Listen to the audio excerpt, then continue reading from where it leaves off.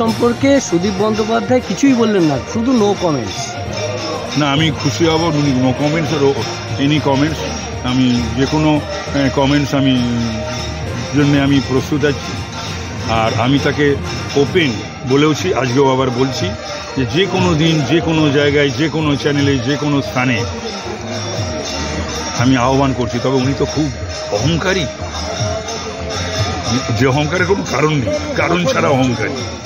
উনি আমাকে 50টা প্রশ্ন করবেন, আমি তৈরি। আমি 10টা প্রশ্ন করব। 10:50 যে কোনো জায়গায় যে কোনো দিন।